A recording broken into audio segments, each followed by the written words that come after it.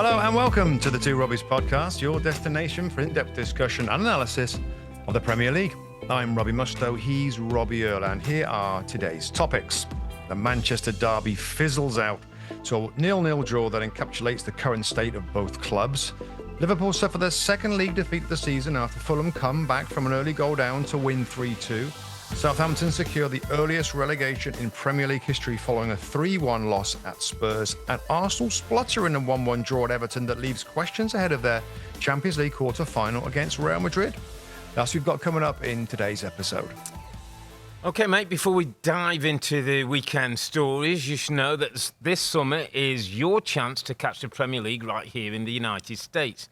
Manchester United, Bournemouth, Everton and West Ham will take to the pitch across the country. Tickets are available right now at Ticketmaster.com. That's Ticketmaster.com for all your tickets, and we will see you at all the games. So make sure you get your tickets. Make sure you come and see us when we are doing the games during this summer. Okay, my friend, let's go to the what is usually classed as the marquee game of the weekend, when the two Manchester clubs meet, whether it's at the Etihad or at Old Trafford. Manchester United, Manchester City have usually had one of these teams vying for titles or the big honours. It was 5th versus 13th in a Manchester derby that many thought before the game probably has a little bit more importance to Manchester City in the hope of the Champions League spots. But we didn't get any fireworks, my friend. I have to say, in all honesty, it was a bit of a damp squib. I thought, for me, I think Ruben Amorim will be probably the happier of the two managers. Yeah. Thought there's certain parts of United's game that's starting to look a little bit like he would want it to look in the future. Again, at the top end of the pitch, there's definitely still problems in terms of sharpness. I thought City were quite passive. Didn't have a lot of threat. The movements were quite slow, and they got bogged down by the numbers in the middle of the pitch at times. That's very nice, Robbie Earle. You've been very nice there. Very, very nice. And, do you want to leave it to me to really say what this game was like? And the Manchester derby may be the worst we've ever seen. I'm not sure we're ever going to see a worse Manchester derby than this.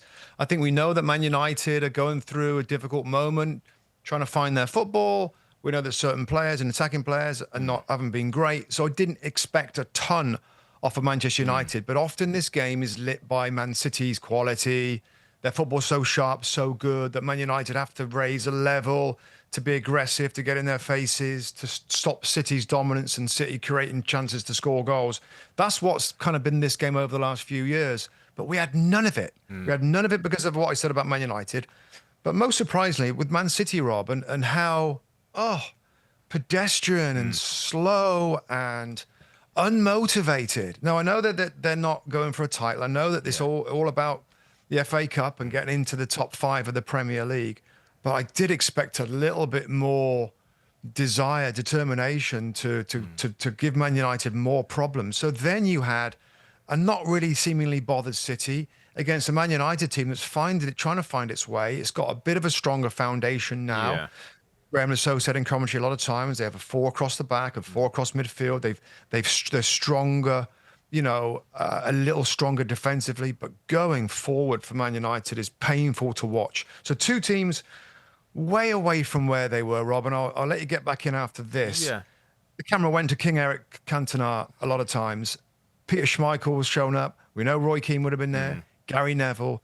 God, blimey. I just wonder what those guys would have been thinking about this as a game. Maybe, I don't know, just as a Manchester derby with all the fire that you normally get in the belly from certainly those players. This had none of it. I was shocked at how tame it was. Well, it was interesting when you look at City and we looked at the team sheet, and Doku and Savinho went out of the team. Bernardo Silva and Foden were in the De Bruyne as well, Rob. Yeah, and then De Bruyne in the middle instead of Jack Grealish. So it was a very different 3 underneath the main striker of Marmoush.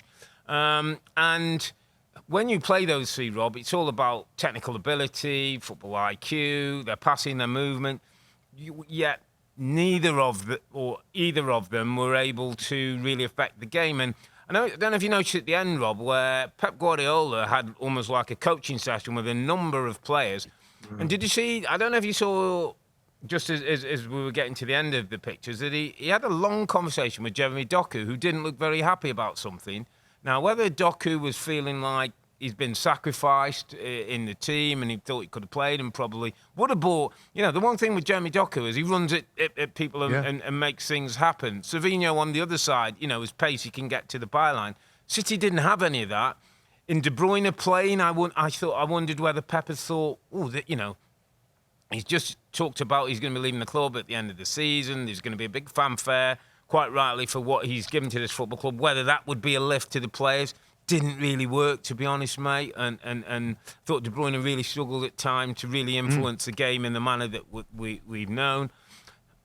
My sort of overriding thought with City, Rob, and I know the FA Cup's to come against Forest, and I've got to be honest, if I'm Forest and I'm seeing City today, if they catch them on a day like that, they'll beat them. I'll tell you right now.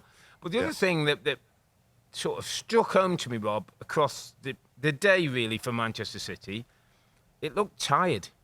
It looked like can't wait for the end of the season. The manager's trying to pump things up. He looks exhausted. Players look a little bit exhausted by it. It's almost like they can't wait for the end of the season now. They've got an FA Cup semi-final. They've got a 5th place to at least guarantee Champions League football. But all of a sudden you look at the table, Newcastle are 2 points behind with 2 games in hand. All of a sudden City could find themselves in a difficult position. Yep, they could. It's the worst Man City team, Rob. You think back now, you got to go back quite a long way, haven't you? Even the Mancini cities were stronger and more exciting and more dynamic. It really has fallen off a cliff a little bit. And I thought over the last few weeks with no European football, obviously getting knocked out, that they would find their feet again and finish the season strongly. It doesn't look like they are.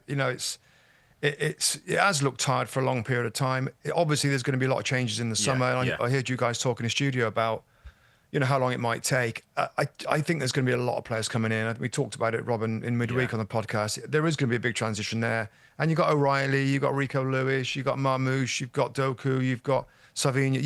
You've got some Nico Gonzalez in midfield. You have got some players that are the right age. Oscar Bobbs to come back, Rob. I mean, it takes a little bit of envisaging, but I think it's going to look very different starting next season. And like you said, it might take a little bit of time for that new group to be as good as what we've seen in the past. But it's just needed. I think it's painfully obvious, just in today's football. And the cutting edge, Rob, like you said, when you got Bernardo Silva, Phil Foden, Kevin De Bruyne in an attacking spot.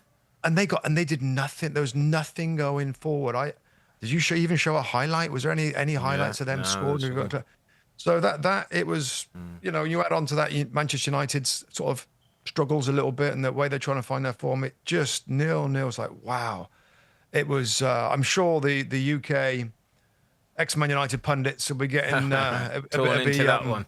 They'll be getting thrown in right into it. Of course, we have Gary Neville in the studio next weekend, Yeah, so it'll be I'll be interesting. asking him. I'll be asking him about that. What they thought. I think the thing, you talked about, a Cantona who's a unique individual, a Schmeichel, massive personality, Roy Keane, Gary Neville. When you look at this team, forget the footballers, but just the personalities are so much different, and are going to be more demanding of themselves than the teammates. You see Roy Keane now, he's a pundit. It's almost like he's still captain of Manchester United, and he's urging people on.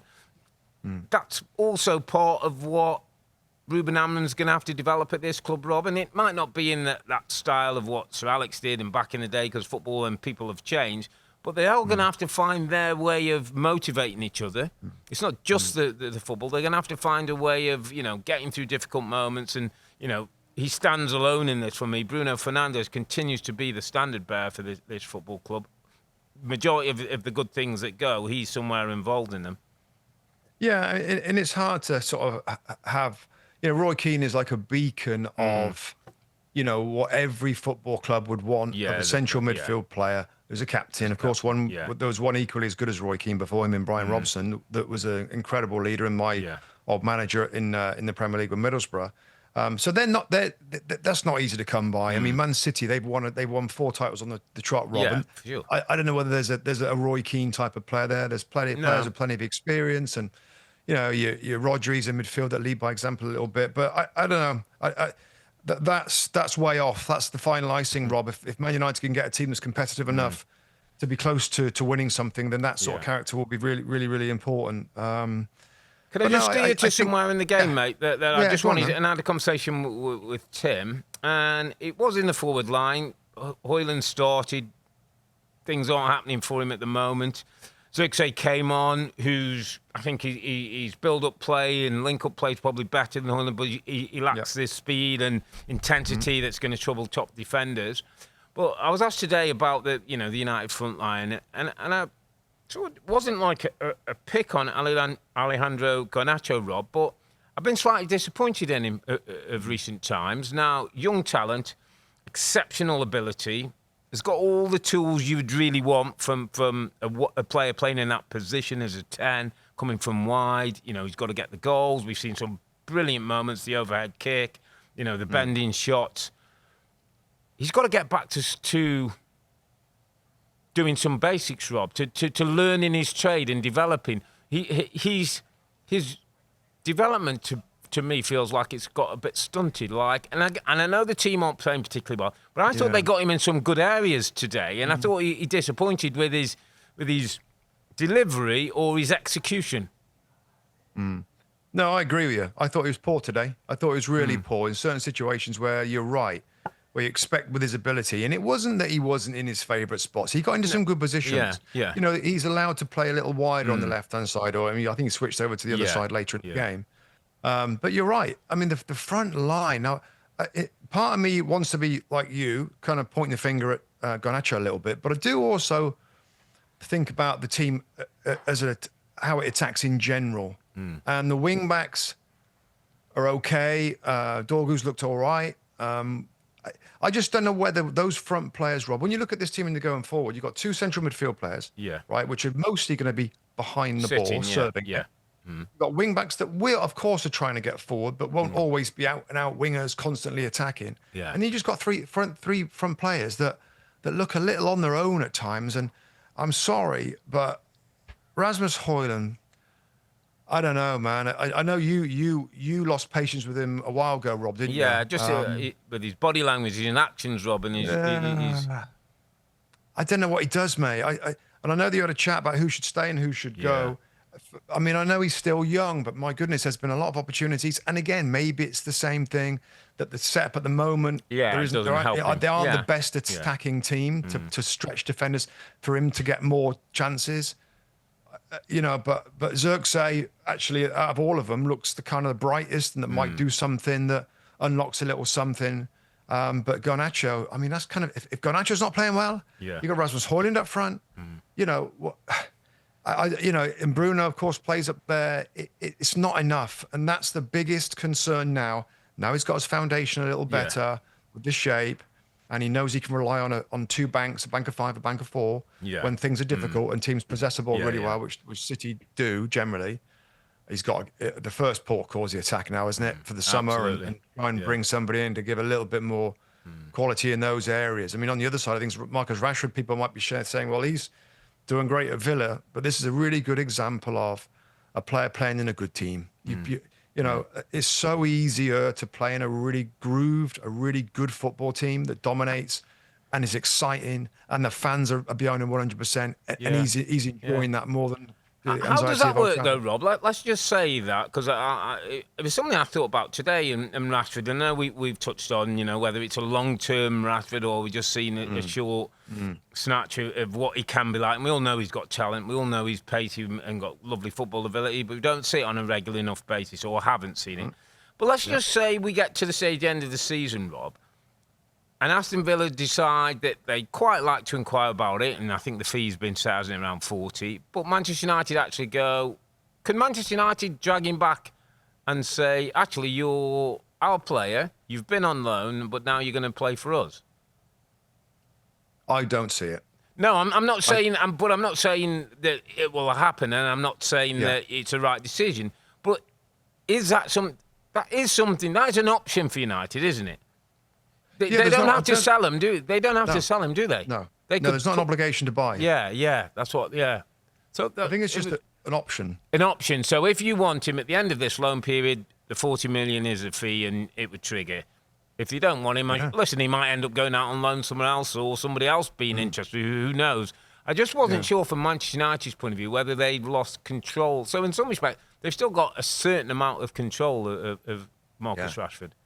Yeah, I think so, Rob. I mean, he's on a huge contract. Yeah. No, so the player's benefiting, and the football club benefits from the length of the contract. He's still got a series of years, I believe, on the contract. On 300 grand a week, probably another 3 years.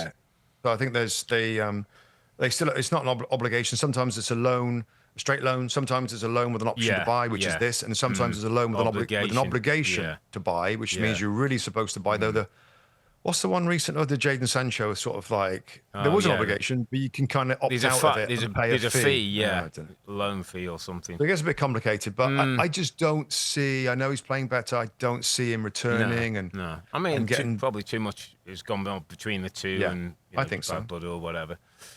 Okay, mate, not great Manchester derby. Yeah. Let's move it to South London. Fulham hosting Liverpool. Fulham haven't got a great record against Liverpool, though they drew 2-2 earlier at Anfield this season.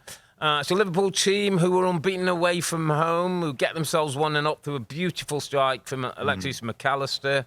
McAllister survived the challenge from Tarkowski and scored a beautiful goal, which just sums him up with his technique.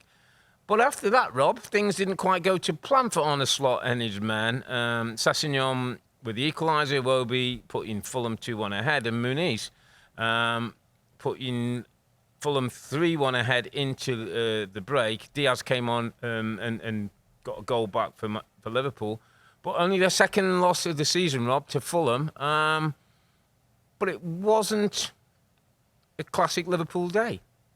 No, I mean, there's going to be a myriad of excuses or reasons for this, isn't there? They got such a comfortable gap at the top of the Premier League, which is it's amazing to be able to do that at this time of the season. Yeah. We can talk about the strengths and weaknesses of the league in general, or where everybody else has gone in this season in terms of the top clubs, but they've got such a big gap. I think this doesn't surprise me totally, because I got to think it's natural reaction to drop off a little bit. They're so far ahead. I think we know that the fullbacks, you got Robertson on one side, Curtis Jones on the other side, that were involved in some mistakes, and Robertson again, kind of a double mistake really, to present the ball to Fulham a little bit in front of their goal. I think just being a shaky kind of back four for Liverpool, and it's amazing how just a couple of little changes or a little different mindset, and Virgil van Dijk can look like absolutely like imperious, and then he can sometimes look a little rattled in the last 2 or 3 games. So we saw a little bit of that today. I mean, they came back better in the second half. It's not gonna destroy them, of course, not gonna hurt them too much. It's just a little reminder. The Premier League's pretty good, and Fulham are pretty good, and Marcus Silva, these guys know what they're doing, and it's just, it's the second loss of the season, Rob, and we're into April and not far left now. 7 or 8 games left, so. Again, I had my eye on another game in this window, so the intricacies that you might be able to tell us a little bit more than that. But what I saw of it, and I saw a fair bit of it, it looked like a shaky period of time in the first half. They concede the goals, and then they control things, and they're looking to get back, and it just wasn't one of those good days for them going forward. Yeah, I mean, watching the game, obviously they got off to a great start, and you're thinking, okay, then they're going to control the game, but they didn't. And I think, Rob, how I classed it watching the game, I said to Beth, it's like they switched off. They took a rest for 15 minutes. Like a period in the game, we're 1-0 up, we're controlling it. Curtis Jones was coming into midfield. They were having possession. Graham was doing his thing. And they stopped winning duels. Fulham started to be a little bit more aggressive, started to get, down the sides a little bit into the fullback positions. And it was almost like they took a little nap, took a little rest for 15 minutes. And in that time, Fulham, who are a good team, who deserve a lot more respect than they get, have got good players, Rob, and got themselves at 3-1 ahead. And all of a sudden, it was a wake-up call for Liverpool. I thought at half-time, Arne Slot might make 1 or 2 changes. He left it a little bit later changes did come, the front guys first, and then he changed it at the back, and he did get the reaction. But I think he would have been disappointed that, you know, and we always go back to that first game at Ipswich when, you know, he talks about the X's and O's and tactics and that, but you've got to be, like, at it, winning your duels, physical and energy. Yeah. And they dropped that for 15 or 20 minutes in the game in the first half. That's what they dropped, and that's what, in the end, cost them the 3 points today. Well, that's right, isn't it? It's so right, Rob, isn't it? He said it all along about the effort and stuff, and that's how he judges his teams and working hard. And when you don't have that effort and cover the grounds and be diligent defensively, you're gonna drop points. 11 points clear though, Rob, with 7 games left. Is it okay for Liverpool to coast? It's a good question. Because save themselves the legs, for next season. Joe Spate, I don't know if he was doing the commentary with Stephen Warnock, you know, as ever did a great job, the two of them. But Joe sort of said to Stephen when we threw to them at the ground first, you know, are we going to find out what kind of title this is for Liverpool in terms of where will it stand in, you know, not only the amount of points they get, the distance from others, like the way they finish this off. All intents and purposes, it's done now. And I thought it was a really good question, actually. And like, is there a way that this could not be quite as good an ending as it should be if they do drop off? Not for me, Rob. Not for me. It doesn't. I think most fans and almost certainly most of the Liverpool fans, Rob, are like, They have been the outstanding team. End of conversation, end of story. If they lose 2 more and draw 2 more of the last 7, they only win 2 or 3. For me, it wouldn't take anything at all. And I don't know what records they can try and get if they try and steamroller that. Winning it as early as people and how much points. I just don't know whether it's worth that. This is going to be Liverpool's 20th top flight title. To match the 20 of Manchester United, and that is, I think that's going to pain Manchester United a little bit, and it means everything to Liverpool. They've got more European trophies. You know, the whole debate about who's the most successful club in English football or who's dominated English football the most, 20 titles each is going to be now. So back to your question, Rob. I mean, I wouldn't have a problem if we're commentating on Liverpool, and it's not the same, and they ain't quite as scintillating. What do you feel differently? Do you think there's anything that's going to be any mark against the manager? I think I read an article this weekend, and it was saying, like, you know, a couple of months ago, Liverpool were in for 4 competitions, and all of a sudden it's one. But this one is special. It's a special one, Rob, and I don't think many people D1 to get to 20. I still don't remember many people at the beginning of the season saying Liverpool will win the title. And so it's been an incredible turnaround, an incredible job. Yes, they made the most of situations, Man City's demise, Arsenal's injury problems, etc., etc. But this team and club and Arne Slot deserve so much credit for what they've done. And I'm with you, you know, final day of the season at home, I think, to Aston Villa, if we're at Anfield. I don't think anybody will be looking at the table saying, oh, we've lost 3, 4, 5, and we've dropped these points. I think it will be the 20th win on a season when even the most ardent Liverpool fan might not have thought they'd quite be good enough to win it in the manner they've won it. 11 points clear, Rob, as we stand, with 7 games to go. An incredible record. And I'd just like to see the Mo Salah go on it and get the goals and assists, as many as he can. And you know, just a few of those little individual ones that will stand this title in even more stead when we look back in years to come. Just on those players, Rob, our contract, it looks very much now like Trent Alexander-Arnold is looking more likely to go to Real Madrid. Would Liverpool fans love some news on Mo Salah and Virgil van Dijk? It was interesting. We were sort of saying that, you know, I can't believe, and I know Virgil's put out a little bit and Mo's gone a little bit quiet, I can't believe that conversations aren't being had and offers haven't been made or whatever. And we're in April, Rob, with the end of the season coming up. I get the sense that both players are either close to agreeing or not agreeing, whether they're going to sign or not, and whether we'll see anything to do with that over the course of the end of the season. But I'm getting a sense one might stay, one might go. Right. Yeah. Well, we'll see. We'll see. What about Fulham? A little bit. A last word on them. I mean, good result for Fulham. Fair play. Absolutely They won't go away. Yeah. Great result. And I'm going to go to my unappreciated performer of the week, my friend. Rodrigo Muniz for Fulham Football Club, who's a little sneaky good striker. Obviously, he comes from greatness because he was on loan at Middlesbrough and apparently shared the spot that Robbie Mustoe used to sit in. So there's greatness attached to him there, mate. But obviously. He's 23 years of age, Brazilian-born. I think he's been in and around the national squad. I'm not quite sure. I don't quite think he's got his first cap yet. He's a talented player, Robbie. He had a little spell last year, and I was just looking up. He won the Player of the Month for last year in the month of March, where he had a spell of scoring 4 or 5 goals and was looking really dangerous. He's been a bit in and out, and Raul Jimenez has been the main man. But there's something about him, Rob, and I was talking to Tim Howard today, and I said, he's the kind of striker, Tim, that I like. 23 years of age. He's got aggression, he's got touch, he's got feel, he can finish. Right now, and I said to Tim, he'd make a good Manchester United player. Right now, he'd give him way more than what they've got. He's 23 years of age. He might not be the finished article. He might not be the one we eventually get when we're back to being. But that's the kind of profile of player who would go to Manchester United, would absolutely pull up trees for them, and he's a finisher. I think he can get better as he gets older. Yeah, we chatted about him, didn't we, last season, Rob? Yeah, we had a little mention. I don't quite know why he's not been a starter. Week in, week out. He's a starter, I think. Now it feels like he's a starter. Should be a starter. Yeah, I don't know. I mean, those closer to the club might know more than us about why he's not every week and why he's not getting 12 plus goals or whatever. Yeah. 15, he's got 8 now. He got 9 last year.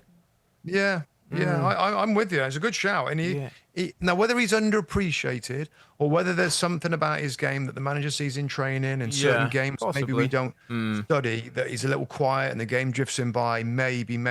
But I don't know, mate. It always seems when we talk in Fulham, he's usually doing something. Scoring, coming off the bench and scoring, or he seems very effective and in terms of end product. So I like it. Yeah, it's a good shout. Rodrigo Muniz.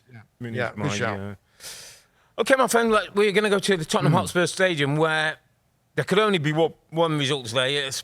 Even Spurs couldn't not win against Southampton, and they got the job done. A couple of goals from Brennan Johnson and a Matthias Tell penalty, which I was a little surprised Johnson wasn't allowed to get a hat-trick. Southampton got a consolation goal with Fernandes at 2-1, and Spurs went on to make it 3-1 and 3 points.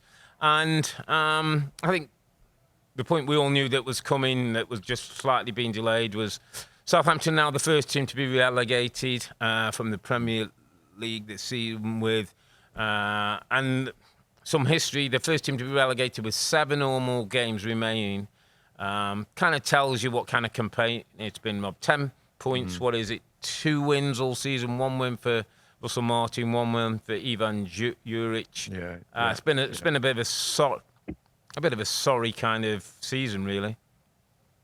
Yeah, just again, it's so hard to stay in the division. There's so many things you've got to get right, let alone the style of play, which is the finishing piece that many will argue that the team was built in a way with Russell Martin that was all about playing out from the back. And I think we understand that it's the hardest way to play, really. And when you're a team coming up from the league below, it's really hard to try and do that. They stuck with it. They changed the manager. Many people thought, okay, good. Now Russell Martin's gone. Let's not fiddle around with it at the back and let's get it forward. But that still hasn't helped. No. And it just shows you maybe it wasn't Russell Martin. And I know they conceded some stupid goals and some really poor goals. But what else are they going to do? Were they better not doing that? They were no better. They were literally almost exactly the same with different managers. So players weren't up for it quality-wise. It's so disappointing, Rob, because we've both been there where you're back in the top flight and you find it so difficult to score a goal, get a point, win a game. And it's never nice to have a little bit of history attached to you. So 7 games remaining. The earliest the team's been relegated at the Premier League is not good. I just hope they can get more than 11 points and beat Derby as the worst ever team. When you look at them, Rob, in terms of the group and the individuals and the players, listen, we don't know who will stay. Tyler Dibbling, somebody I think that many people will want to look at. No doubt with his talent, it's easy to see. Do you sense there's enough in that group? You know, we've been in teams that have got relegated, and you know what? Then the demands of a 46-game championship season with everybody, you know, fighting and scrapping to get out of there. Does this look like a squad? No, it's a difficult. You know, you don't know. It's no crystal ball, but do you get the sense this is one of those possible bounce back? Not necessarily. No, I don't. I mean, we know Tyler Dibbling is probably going to leave the club. Very talented player. Suleiman and Rob as well plays on the left-hand side. He's Ghanaian, I think 23 years of age. Not bad, I always like watching him play because he's quick, he's dangerous, he's a threat. Whether they can keep hold of him, I think he's been there for a few years now, actually, Suleiman. So there's a couple of young players that would be the basis of a team going forward from the Championship, but you just never know nowadays. I know the owners changed out 2 or 3 years ago. Can't think of the guy's name now. Rasmus Ankerson, is it? Yeah, was it Brentford, wasn't he? Yeah, he was a Brentford kind of Moneyball guy, and he went in there with a Serbian owner, I think it was, to buy the club. That's been difficult. It's been a struggle. He took over and bought a lot of players and went with the young, talented footballing type. Yeah. You know, we should have a podcast, Rob, you know, maybe the end of the season about all this, you know, about what it takes to stay in the league and what's the best practice and what have we seen that works and what have we seen that doesn't work and what should the philosophy be and who should they buy. Goodness gracious. I know it's complicated because these clubs want to buy young players that they can sell on, but if they ain't good enough, you ain't going to stay in the league. And I think we've seen that now 2 seasons from Southampton, because I remember they had a transfer market, a window, Rob, 2 years ago in the league. And they bought a lot of young players, unproven players. I remember saying, potential again, wasn't it? Yeah. Like the potential's great, but right now they might not be good enough, and they haven't been. So it's a sad day. Hey, a relegation, we've all been there multiple times, and it's one of the worst feelings that I've ever had on a football field, getting relegated at Leeds one year with Middlesbrough. It was pretty tough to take. So, they've got to try and regroup and come back again. Spurs got the win. Johnson got the goal. Tell gets the third one. It puts a little bit of momentum ahead of this big game now in the Europa League against Eintracht Frankfurt, Rob. I was a little surprised how strong Ange went. I mean, it was a strong front line with Solanke, with Johnson, with Son. You know, Van der Ven had a bit of a break, and I think Udogie wasn't it, one and two, but Bergvall. Apart from that, he had many of it. You know, Madders was out there. Does league form play any part now with Ange? Is it just about Europa? Win the trophy, and you'll stay in the job. Yeah, that's how I think it is. That's how it is. League form, I think, does play a part in it. I think we've seen this lots of times, Rob, where, you know, rested, didn't play well in the league, but they got a big game coming up, expecting it to go well. Yeah. And sometimes it has, but I would say on the balance, mostly it hasn't. So this is better. I think, to be fair, he's managing minutes over the last 2 league games now. We talked about it in the last pod. And those players that rested this time, that came into play this time and start. So maybe he's just like Arsenal. We'll get onto them in a second. I think there's others that are just managing players' minutes to try and put them in the best physical position for these big European games. A player that I'm really starting to appreciate, and is my underappreciated performer of the weekend, is Brennan Johnson. Yeah. Brennan Johnson. He's got 11 Premier League goals, Robbie Earle, the top goal scorer in terms of Premier League goals at the football club, in a team that's you know, struggling. I know that they've managed a fair number of goals, but it's not a brilliant team. I think he does really well. Yeah. And I know that you mentioned it in the show at the end of the game. He's really, really good coming from the right and making really effective runs that he ends up getting on the ball. First-time shots, first-time finishes, sweeping in. Typical goals from him today in the game, where he just does a lovely job of assessing as he's coming in from the right. You can see it, the ball down the left. He's assessing which way he's going to make his runs, and he often makes the right one. And his contact on the ball is really good. His second finish is a deft little touch. I think he's a little underappreciated, Rob, in terms of what he is as a player. Now, I know he's had injury problems. I know, like, you can be blanketed with some criticism when things aren't going well, and they've got the Son's not playing well, and Johnson. I think he's a very effective goal-scoring winger that's quick. He's still young. He's maturing. And 2 more goals today. I think he deserves an underappreciated shout. Yeah, it's a really good shout. Because remember, was it at some point last season where he actually came off social media because he felt he was getting a little bit of undue stick and you know, was being affected by it a little bit. So he looks a young man who is still building his confidence. Is still building his position as a Premier League player.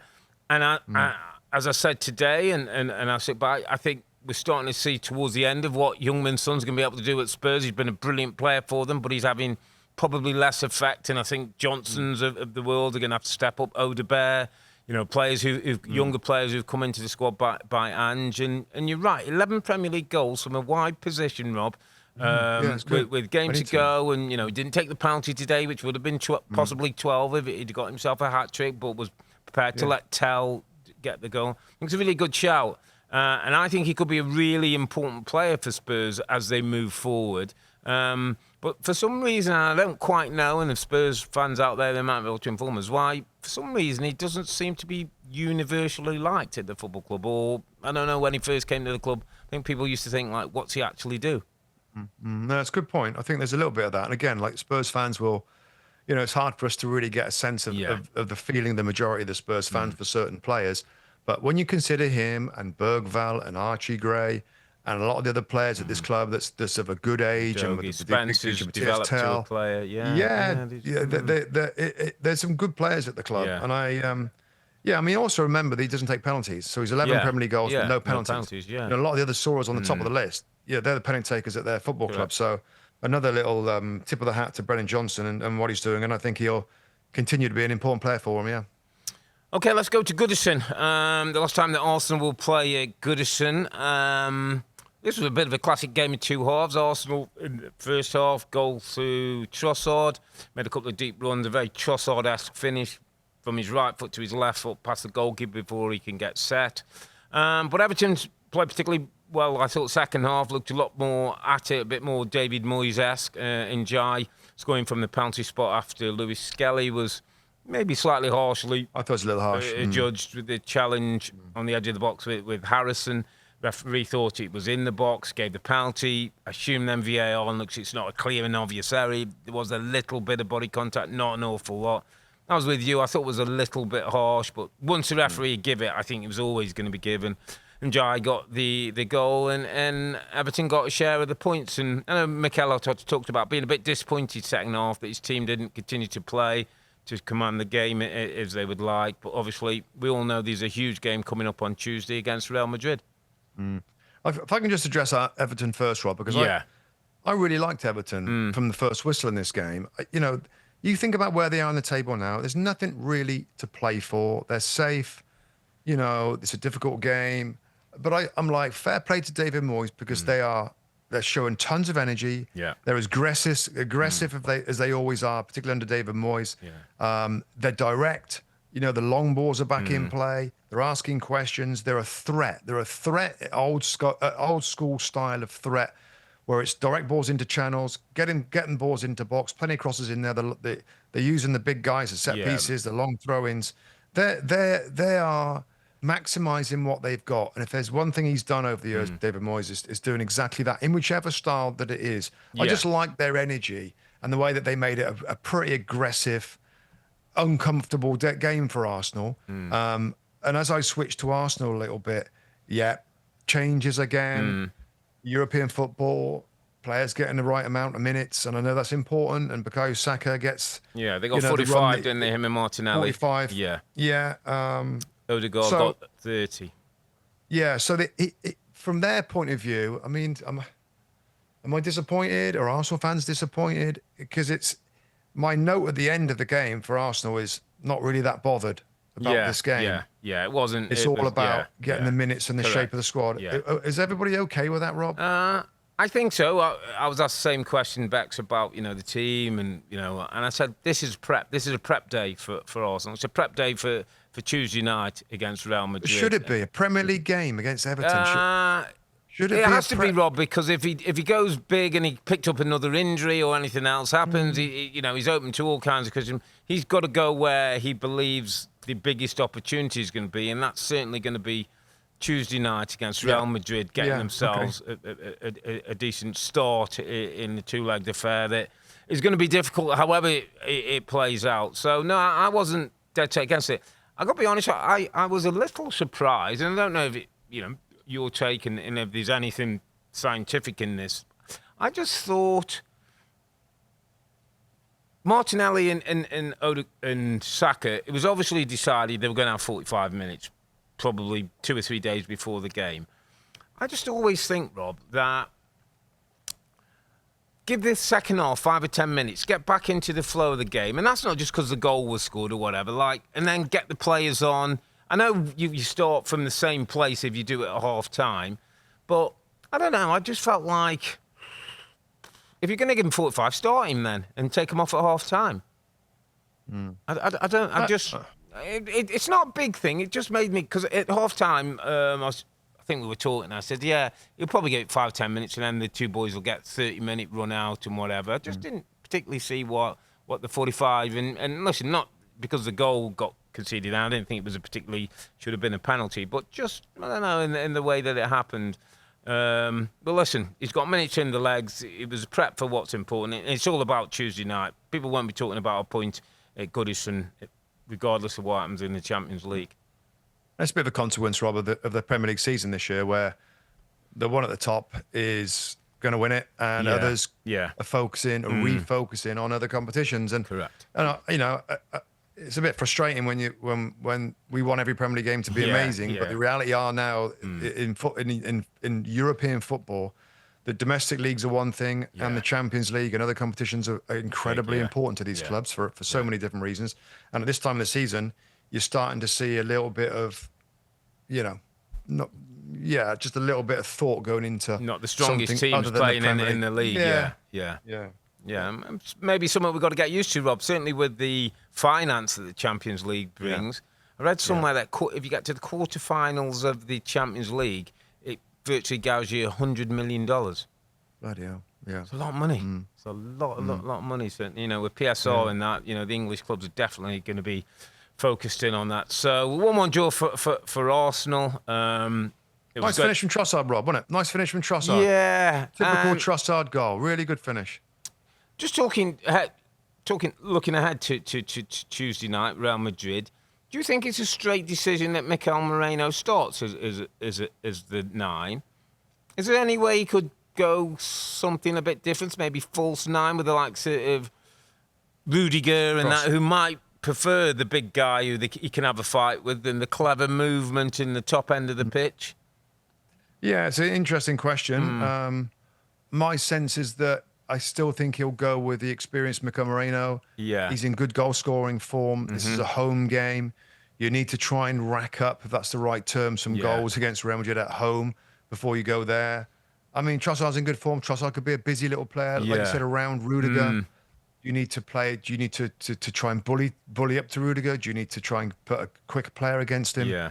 I don't know. It's a good question. I think Martinelli and Saka.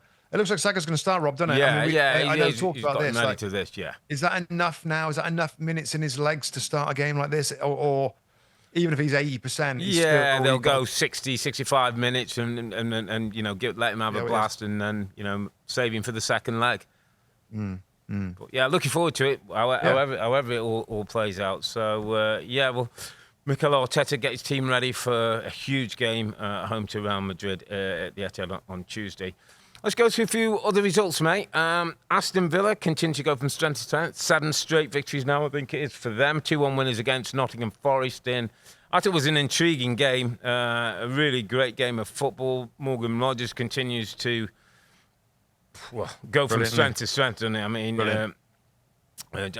Marlon gets his second goal in 2 games in a spell of 2 minutes that Villa get themselves ahead. And then, in fairness, it wasn't a great Forest performance first off. Thought they were much better second half. Nuno went with a 3 at the back that didn't seem to be working, but they got extra midfield player in the second half. Josh Silva came on and got them a goal. And to be fair, Forest were a little bit unlucky. They maybe didn't get a point from the game. But as ever, Unai Emery gets the job done. But he was talking about he was a little bit disappointed with his team in the second half. Yeah, I mean, it's got to be so difficult to be Aston Villa. Like you've got all these big games coming up, and this is a big kind of derby game, Midlands derby. I got to say, I think Aston Villa right now, Rob, is maybe, it might be my favourite place to go and watch a game now. If I could go and watch a game, Villa Park, the way they're going, these different competitions, in a derby game like that, the atmosphere has been bouncing. A team that's a poster child for great recruitment, whether it's January, the loan players they brought in, whether it's Yuri Tillemans on a free transfer, I think it was, or it's Morgan Rogers on small money from Middlesbrough. It shows you the strength of spectacular transfer business. And it always has been, and it always will be. The ones that get it right are going to have periods of success and fun. The ones who haven't, Man United and a few others, then you're not. It's going to be struggles for a period of time. I've got to add to that, though, mate, and you know, you can have that recruitment if you ain't got the right guy in charge. This fella in charge, mate, is incredible. Good. Let's do his press conference on Friday night. I got to tell you, I was putting my shorts on and ready to go out and play. His energy and his drive just must transmit to the players. He came out, Rob, and he talked about, they had a bit of a meeting about 6-7 weeks ago and said, if we're hitting the last third of the season, if we're going to be successful, we've got to stop conceding so many goals. What happens? 5 of the last 6 games they've played, clean sheets. Sets ambitions, Rob. Sets targets for his players. Talked about now, this is where we've got to go to the next level if we're going to be a big team and be successful. And I couldn't love him anymore. The celebration when the second goal goes in. You see his face after the game. Yeah. He's kind of won, but he's not happy because it's not been how he'd like to win. And he's a perfectionist. And I just still think over 2 games, and PSG were outstanding, I thought, against Liverpool in the 2 matches. Villa will give him a game. Villa will give him a game, mate. Of course they'll give him a game.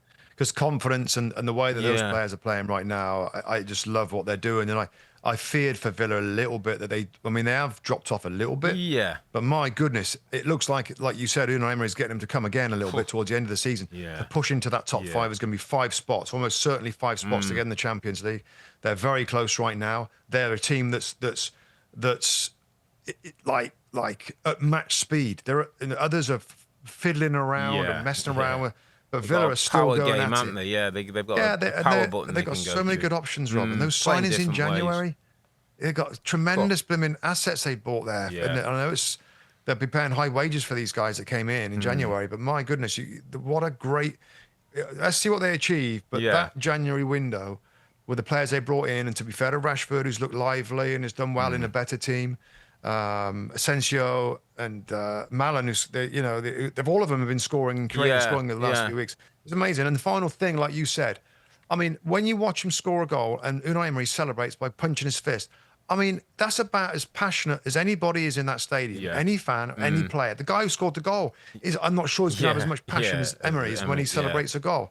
I mean, he's got so much, the never-ending love and desire for the game, the sport is amazing from him. Yeah, week in, week out. Crikey, I don't know how he does it. Any thoughts on, just quickly, Ollie Watkins starting this game, Rashford on the bench, although Rashford started up front last time out? Do you see Ollie Watkins starting against PSG, or could he possibly be off the bench? Yeah. I do. You see him both in the team? Yeah, both him and Rashford in the team. Well, I don't know about Rashford. I'm not so sure about him in the team. You think he might be on the bench? Could be. He's that Rashford can be so electric coming off the bench. Gosh, I mean, of all the games this week, I'm tuning right in. Yeah, you can't wait for that one, can you? Yeah, it's going to be really, really great. And the story continues with Aston Villa. And, in a difficult season with all these competitions and huge games, they're getting it going at the Premier League at the right time. So, well done.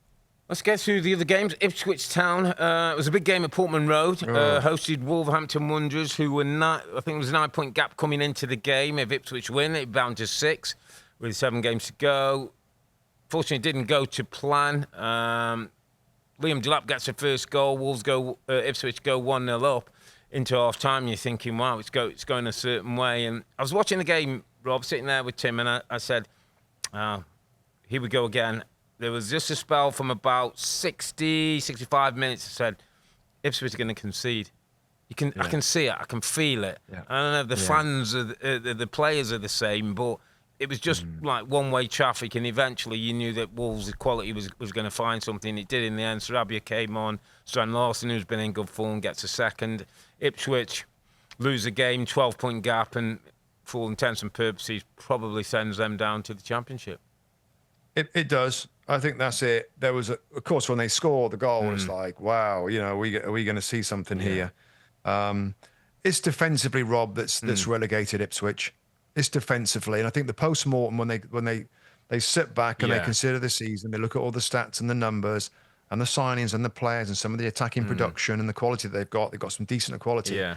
They can't, when they really need to, keep a clean sheet and defend. This is Wolves. I mean, Wolves are, I know they got some reasonable players that are in reasonable form, but you know, you go ahead in the game, Rob. You're at home. Yeah. You're against a rival that you know you can get within Bring 6 them points. right into it, yeah. Doesn't that give you every determination and I'm to sit back and defend? Yeah. And like you, I'm like, blimey, Wolves are going to score in a minute. There's gaps.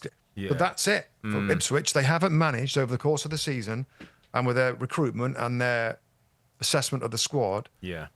be a strong enough defensive team. And my goodness, haven't we said that a million times? And I know it doesn't always guarantee you staying up. You look at Burnley, that were always defensively strong, but it certainly helped them for many seasons. But Ipswich, just not strong enough at the back, and that's why they're going to get relegated. Yeah. Bit of a shame, obviously. Kim McKenna and his team have given it a decent go, but just given up too many goals. How many times? There's so many hard luck stories, Rob. You can remember games, weren't they, where they were up and they should have won, and then they've conceded and drawn and lost. And like you say, whether the quality of the centre backs, whether it's 2 or 3 playing, has quite been good enough. The goalkeeper still not 100% sure he was quite good enough, and you know those things in the end in this league, Rob, where you're stressed and you're tested every week. It's just, as you say, left them a little bit short. Let's quickly get through the other games. Brentford is G-Tech drew 0-0 with Chelsea. I'm not sure if you saw much of this game. It was a Chelsea team that rested Nicholas Jackson, rested Cole Palmer, ahead of their Europa Conference game, Liga Warsaw, I think it is for them on Thursday night. Were you okay with the team, Rob, in terms of, okay, there's an eye towards Thursday, but isn't top 5 the priority for Chelsea, who've got a point, but it leaves a little bit of incentive to the likes of an Aston Villa and a Newcastle who are chasing for those top spots? Listen, again, you never know what's going on with some of the players that didn't start. Yeah. All right, I'll just say this. The best team didn't start the game, right? If there's reasons for that other than a Europa Conference League against Legia Warsaw, isn't it? Legia Warsaw, Please don't tell me that their minutes were managed because of that game, because they've dropped points. Yeah. And if that was a decision by the manager, and those players could have started this game and won the game, that's a big error. Everybody's chomping at the bit to finish in the top 5. Chelsea in a good spot. If they've not rested, Madueke played, didn't he, this one? Yeah. But it was Cole, it was Jackson Palmer and Nico Jackson and Cole Palmer. Yeah. You know, if Cucurella maybe play, Rob, Cucurella was an unusual one, but maybe because Jackson and Palmer just coming back, maybe he thought 3 games in a week. Yeah. You know, or I mean, he didn't play the whole. I don't know. I just watched the game and I thought, wow, it's a little bit of a gamble in terms of the lineup. Yeah. Unless they're still not 100% sure and it's a risk. They dropped points. I thought Malagusto was poor, Rob, when he dropped into midfield. I think that Christopher Nkunku is done at the club. There's no future for Nkunku. Yeah. He offers nothing. There's no physicality from him. There's not enough technical ability with him in the side. Jadon Sancho had, again, another game where some flicks and tricks and some little wows from the crowd, but not enough product. Yeah. The difference in physicality of Brentford and Chelsea, particularly when Nico Jackson doesn't play up front, is stunning. And I think we all at times forget the importance of physicality and being a big physical forward. Jackson comes on, he pushes over the centre back straight away. Any long ball is now more it's contested. He's running in behind, and it's not just a runs; it's the physicality. His presence, his size, his power. And Nkunku, God, he was quiet. He was really quiet. I thought there's quite a few players that struggled. Reece James against Brighton Bournemouth was interesting, Rob. That was a fun watch. Yeah. James played as a left back as Gusto came in. Yeah, I didn't right see this back. game, yeah. Moises Caicedo again was the star for Chelsea. A shining light in an average performance from Chelsea, really. And the creativity in the attacking third, without your likes of Jackson and Palmer, is a huge difference. So I like Brentford. They're durable. They worked hard. They made it physical. They're an honest team, and I like them. And really, when when I look back at the chances, Rob, Brentford had more and better chances to win the game than Chelsea. Yeah. A couple of sitters, they moved. Vandenberg, I think, missed from 3 yards out. Kevin Schade looked dangerous on the left-hand side. So a missed opportunity, I feel, for Chelsea, Rob, given, like you said, like what's at stake here. It's going to be 5 spots, and they're right in it. And for me, the lineup, well, it definitely wasn't their strongest lineup. Yeah. Whether it could have been or not is the big Only question. maybe he'll know, and we'll know on Thursday night when we see the team and we see the result, whether it's the right decision or not. A couple of more games, mate. They call it a rivalry, not a derby. It's M23, Crystal Palace versus Brighton. As ever, there was somebody in our studio who was rooting for one team and blue and red. And goals from Mateta, well back with a smart equaliser. Then Munoz, the wing back we like from Crystal Palace, gets the goals. Strangely, a red card, 2 yellow cards for Nketiah in a 10-minute spell. It's disappointing for him, Rob, and been a bit of a disappointing move so far. Nketiah just can't quite kind of get a run of form going, a run of scoring. And it was a game, Rob, with 3 red cards. Gay 2 yellows, Van Hecker 2 yellows, Nketiah 2 yellows. But Palace, in the end, who got the 3 points, which is the important thing for Oliver Glasner and his team, who continue to tick along nicely and have got an important game in the FA Cup coming up. Oh, they have. It could be a really good season for Crystal Palace. And I think they're up to 11th in the league table, where they always seem to finish 12th. Yeah. So they're definitely on the up and up. We spoke about, I think, in the last pod, Rob, and it's a good story. Oliver Glasner's a good manager. Yeah. I didn't see all the details of this game against Brighton. I know how big a derby it is, and I know the passion that goes around in it. No surprise there's red cards and plenty of yellow cards in the game as well. Mateta, he's another story of the season, Rob, isn't it? I mean, good finisher, mate. What a good finisher he is sometimes, off of both feet and from difficult angles. He rips it into the top of the goal in many occasions. He's a really good finisher in and around the box, particularly for a huge guy. Yeah. So fair play. Yeah, fair play to Crystal Palace.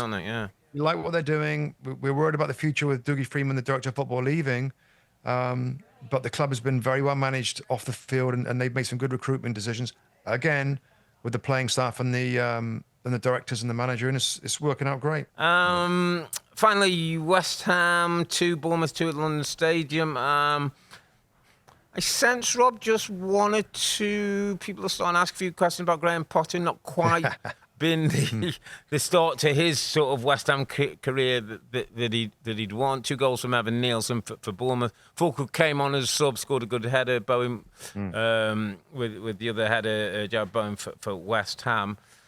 Are we almost probably going to have to wait till next season to start to judge and start to see where Graham Potter and this West Ham project's going to go? Yeah, I think so, Rob. I think so. I think, again, like other clubs, there's been a lot of decisions that weren't great. Tim Stainton came in as director of football, all singing, all dancing, brought in many, many players. He spent a lot of money last summer, Rob, isn't it? We were there. We spoke to Tim Stainton before the first weekend of the season, and he was full of himself and the new players and what they were going to do with the manager, Lopetegui. And obviously things can change in football very quickly. Now, we do know that Graham Potter has got his guy, is it Macaulay? Carl Macaulay, the name, his right-hand man in terms of, is the head of recruitment now at West Ham United, who's been with Graham Potter all the way through. You've got to think now with a window that they're going to, this is their time. This is their time. There's no excuses for manager. I think West Ham, to be fair, they don't mind spending money now and again. They spent a lot last time, so maybe there's a limited amount available this window. But yeah, it's going to take time, and his football is very, very different. And the way that the game is, if you have too many bad results, then the fans start to murmur a little bit and go a little quiet in the stadium. I hope that's not happening just yet with Graham Potter, because we both believe that he's an excellent coach and is a really good appointment for the club. But like, other situations, sometimes you've got to be really patient, haven't you, with new appointments and give them a couple of windows, it takes 2 or 3 a moment, windows. doesn't it? Yeah, I remember Iriola going in at Bournemouth, wasn't it? I think it was 10 games or so. Things weren't going well, and 1 or 2 talking. De Zerbi at Brighton, I think it was 6, 7 games with him, and things people were saying, So sometimes if you believe in the guy, you've gone through the proper procedure in terms of appointing him and what he can do. You've got to give people a chance to prove their worth. And what I like about Graham Potter is if he can get his style of football, it'll be what West Ham have been craving. It'll be good football. It'll be attacking football. They'll score goals and it'll be entertaining. It will. It's just whether they can find that quickly. I mean, they've got good players there. That's what's a little worrying. You've got your Pakatars and your Kudos and your Gerrard, your Chad Bowen. Sorry. So it's just I guess we've got to give him time. Absolutely. All right, Mike, that's where we're going to wrap it up for this match week 31. United and City couldn't break the deadlock in Manchester. Fulham beat Liverpool in South London, and Southampton, they're going to be heading to the Championship after defeat to Spurs. We'll be back next Sunday, that's April the 13th, to recap all the fixtures from match week 32, which includes the League Cup winners Newcastle hosting Manchester United at St James's Park. That's 11:30 Eastern Time on the USA Network. So 11:30 Eastern Time on the USA Network for Newcastle versus Manchester United. But for now, I'm Earl. He's Mustard together with the two Robbies. Thanks for watching and listening. Be safe, stay healthy. It's a good night from me. And it's good night from him. Good night. Good night.